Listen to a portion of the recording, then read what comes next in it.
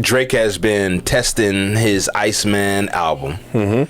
Testing certain things, some moves, some not so much. Now he's starting off with promo, which I guess he had a whole bunch of ice put into in the middle of Toronto, I think. That was Toronto, right? I think so, yeah.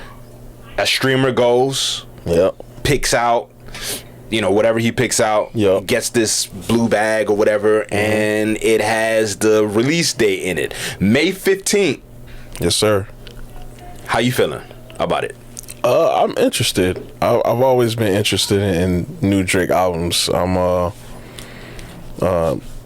curious to see how he goes about his topics. He's always been brutally honest, and he's always been king introspection. I like the rollout so far, having the ice block in the middle of Toronto. We've seen like people have like short snippets of the music video. He had Adonis in a cop car, and he had the Green Bay Packer joint going on, so I'm interested to see what the rollout is going to be, and I'm interested to see the actual music of it. I'm sure he's going to talk about the beef.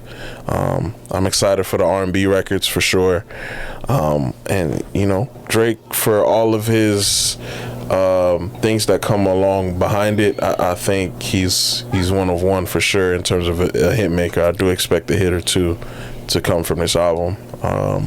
So I'm excited to see it, bro. I ain't gonna lie. You sound very calm about this. Yeah. I mean, Drake is... I've been listening to Drake for almost 20 years, bro. I did the math. I was early on comeback season, and I kind of know what to expect. Like, I'm gonna get the records. I'm gonna get the rapidy rap records that satisfy my rap side. I'm gonna get the R&B records that I like, and then I'm gonna just keep it pushing. I'm excited for Drake. You feel me? But we'll see, bro. That's all I want to say. We'll see. What's the excitement level on a scale of 1 to 10? Give it about a 7. I'm pretty excited. I ain't gonna lie. I don't know. You're giving me about like a 5 right now. A 5? Yes, bro. Because I'm chill right now? No, it's not the chill. I started it off with R&B. It's not the chill. Because the chill is fine. It's just more so of... And maybe it's not just you. Maybe it's the world. Yes. Or at least from what we see it from the palm of our hands. Yeah. It seems as though the usual anticipation for Drake projects is not really where it usually is. But why is that? Man, he's been at it for so long. I just think it's a longevity thing. Like, we clearly took him for granted in terms of him being outside and the hits or whatever, but Drake is an eternal flame, right?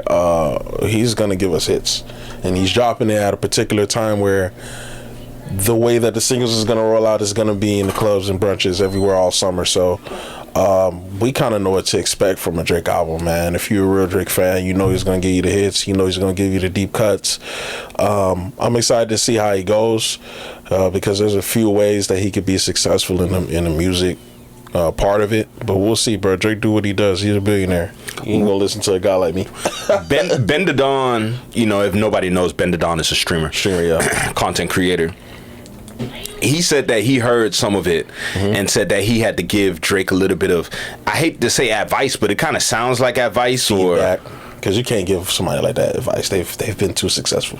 Yeah, I mean, well, if you ask him, he probably should have been taking a lot more advice with a lot of his joints for a couple years now. And if that wasn't the case, then if that was the case, then maybe we wouldn't be where we're at right now with him. Fair to say. And word to what's buddy name? From the Bay. Freaking... There's a lot of guys from the Bay. Dude that was just having the backlash. Wow, the fact that we the fact that he doesn't even come to mind anymore is crazy. The quickest way to kill your career is to be corny, bro. It's to be corny.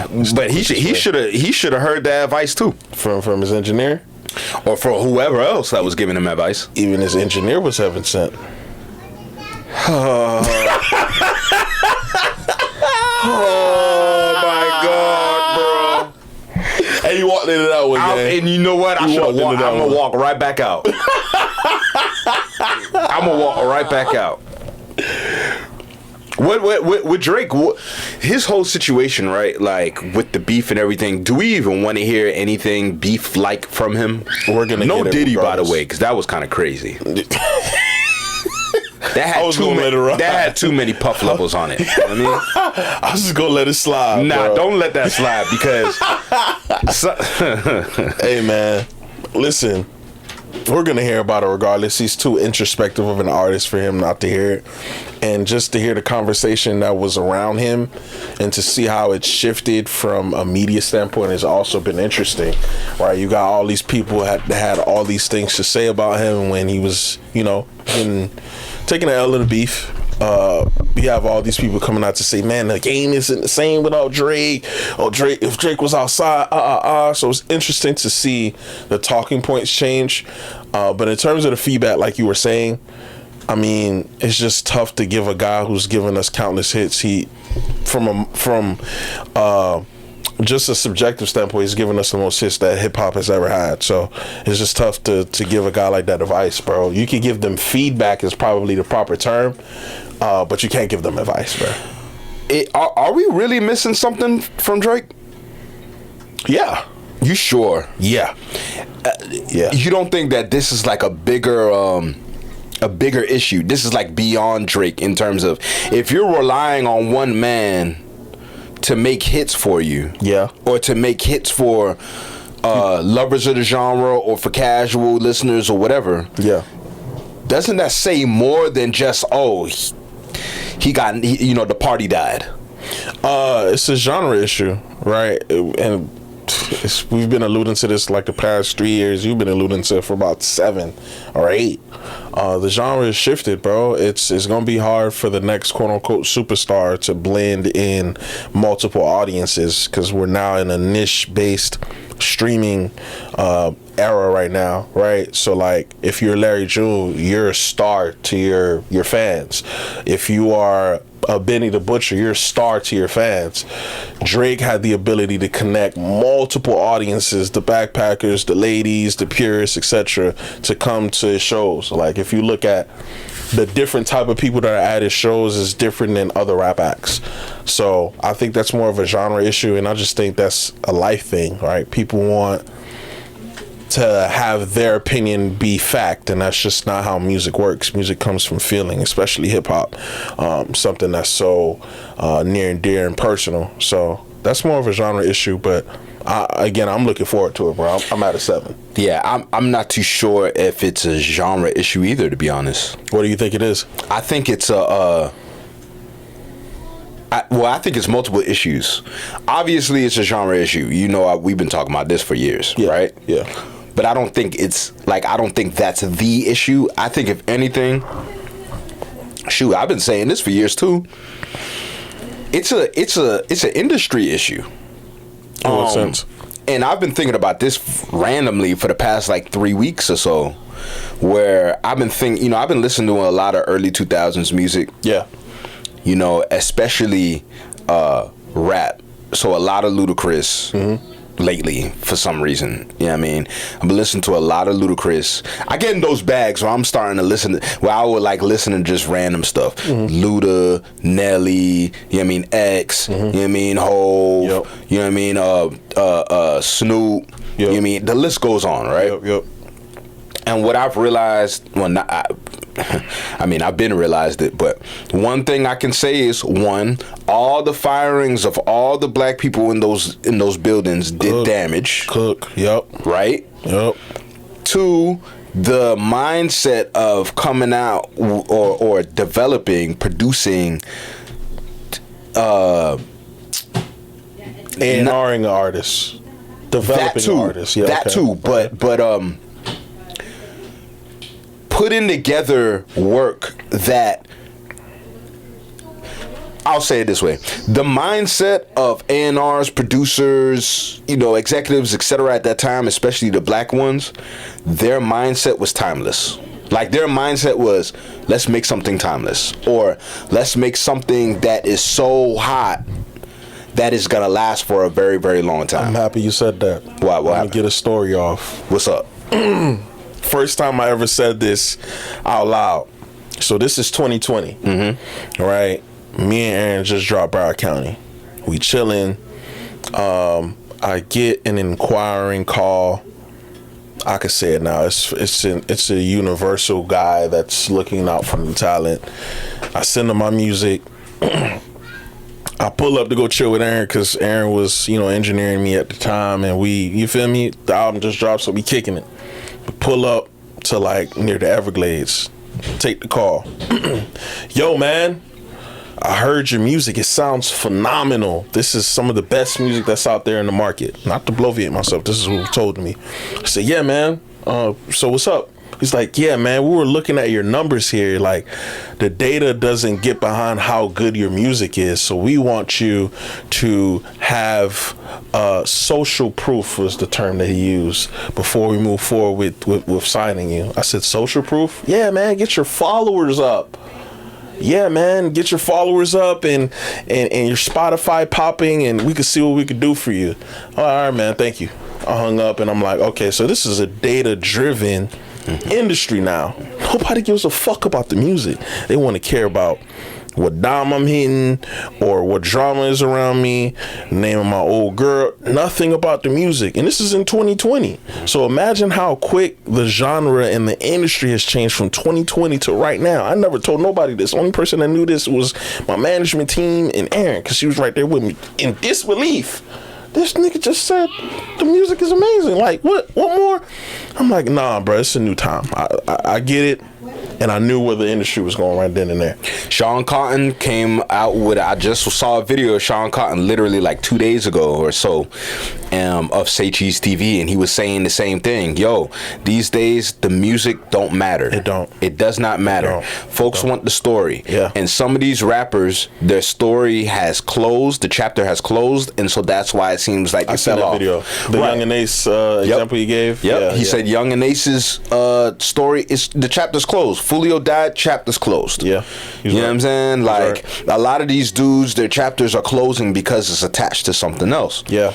And I truly do believe that in the industry where you have folks that are leaning into tech, for one. Yeah. Two, they're establishing themselves as a new regime to put analytics with music together. Correct. Which also involves creating a music behemoth, or creating a musical artist behemoth, which means, what I mean by that is people really did just let that Columbia record slide with that AI artist that they popped out with. If I was to bring that up to a lot of people, they wouldn't even know what I'm talking about, which is crazy, because I remember seeing that and being like, yo, these labels have been watching these young kids for a long time, right? We're talking about 30 from 2013, right? Yeah.